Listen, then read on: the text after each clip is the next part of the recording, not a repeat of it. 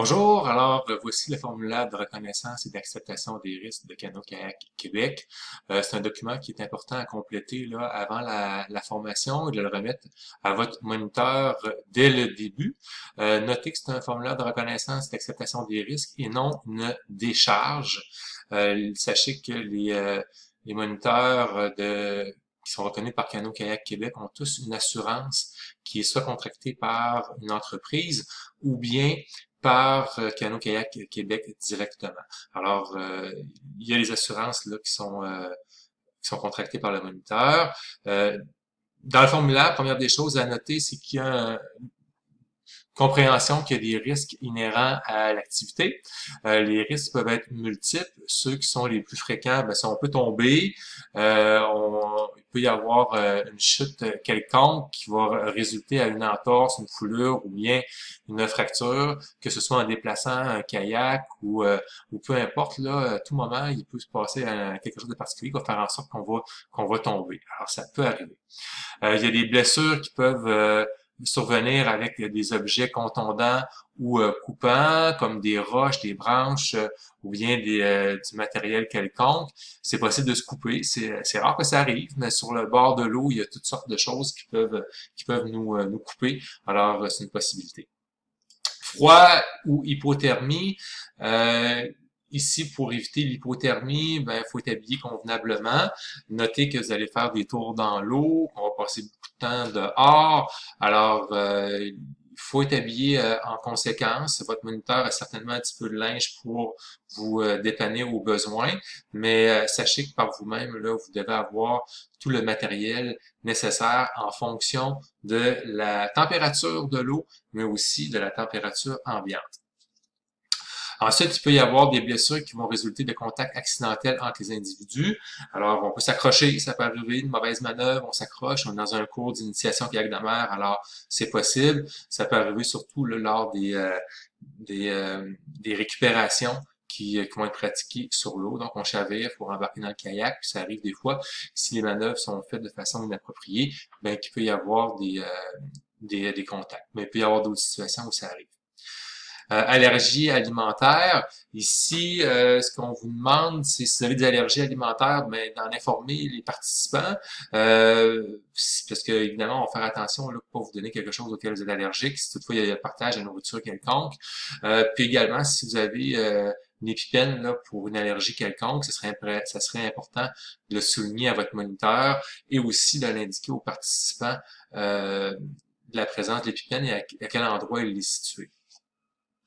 Contact avec l'eau, évidemment, il va y en avoir. Ça peut résulter de choc thermique, de noyade. Écoutez, les risques de noyade là, sont particulièrement limités, mais c'est possible. Votre moniteur est habitué et habilité à vous secourir au besoin. Le choc thermique, c'est également une possibilité si toutefois la température de l'eau est très froide, il fait très chaud, vous chavirez. Puis la différence de température est tellement importante que votre corps peut ne pas apprécier l'événement. Brûlure ou trouble dû à la chaleur, on peut parler ici là de coups de chaleur, principalement des brûlures, c'est possible, là, mais c'est plutôt rare. Un coup de chaleur, par contre, ça arrive. Il s'agit de pagayer pendant un bon bout de temps, avoir chaud, puis à un moment donné, si on ne s'est pas hydraté suffisamment, si on s'est pas refroidi en allant faire un petit tour dans l'eau, peu importe, mais ça peut occasionner un coup de chaleur.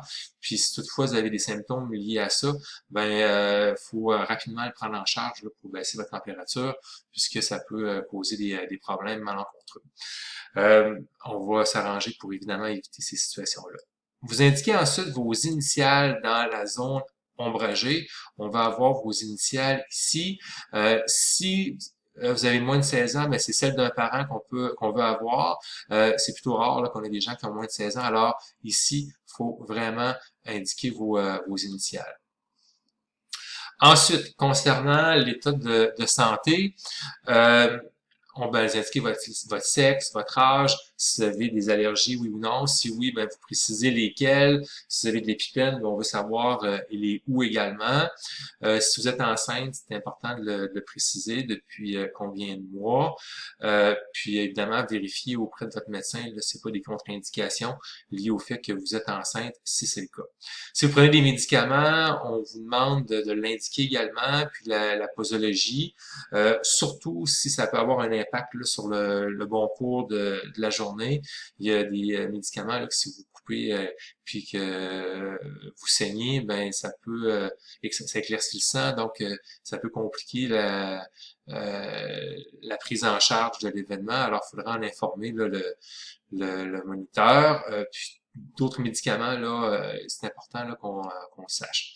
Avez-vous des problèmes de santé physique, émotionnels, comportementaux qui peuvent directement ou indirectement là, influencer le cours de la journée auquel vous êtes inscrit?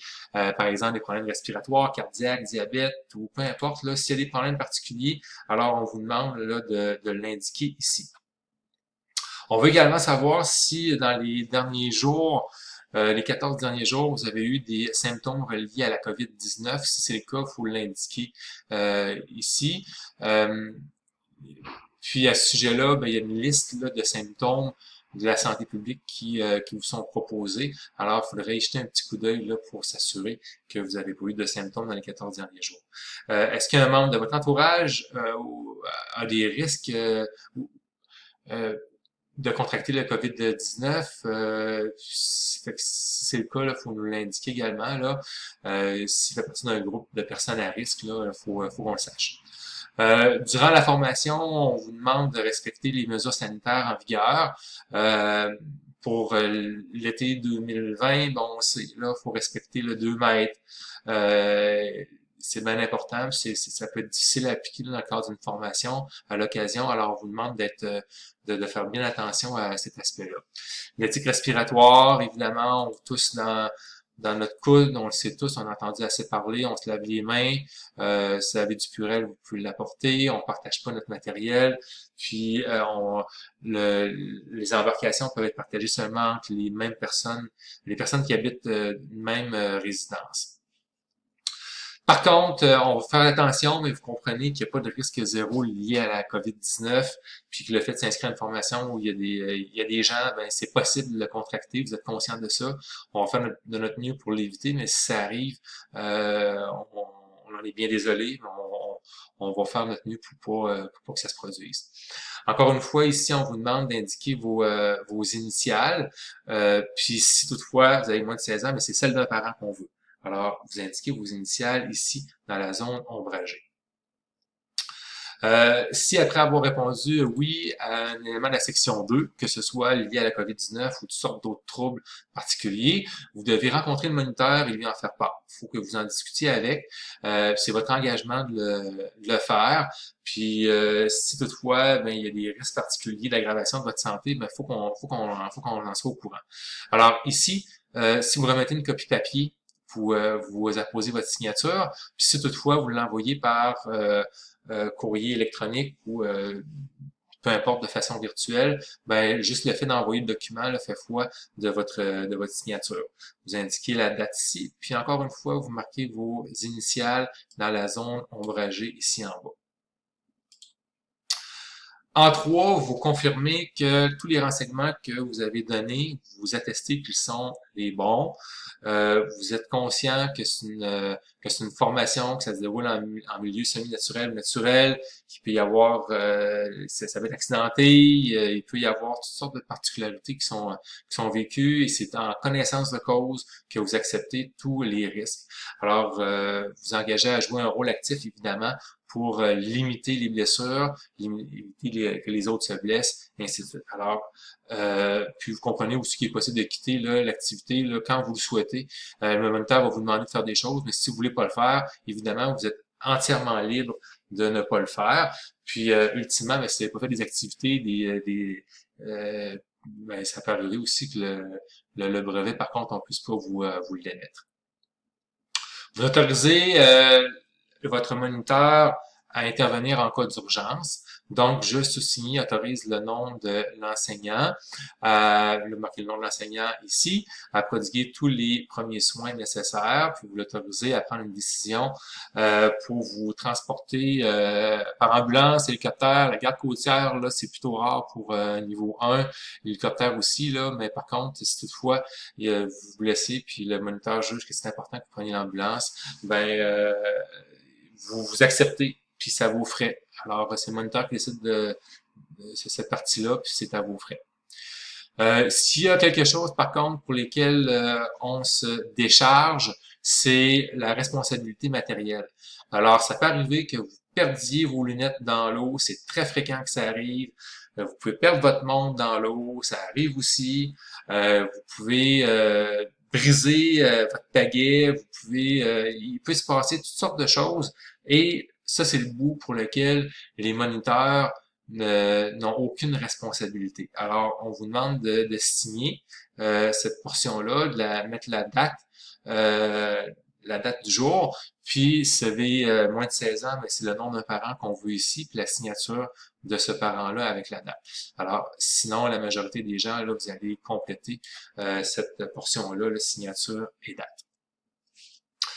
On vous demande également de nous indiquer une personne à prévenir en cas d'urgence, le nom, prénom, le lien, numéro de téléphone, autre numéro. Idéalement, quelqu'un qui n'est pas présent à la formation. Ça arrive souvent qu'il y a des couples. Alors, si vous marquez le nom de votre partenaire amoureux, ben c'est peut-être pas pertinent ici, là, puisque la personne elle va déjà être présente. Alors, idéalement, quelqu'un qui n'est pas présent à la formation. Vos coordonnées, la plupart des moniteurs les ont déjà, mais ça vient confirmer ici vos coordonnées.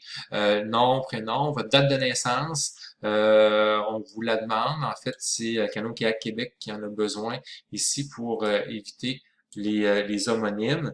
On veut pas se tromper là, dans l'ouverture de votre dossier. Alors, on vous la demande, la date de naissance, là, si vous voulez bien nous la donner. Adresse, ville, province, code postal, numéro de téléphone, autre numéro et votre adresse courriel.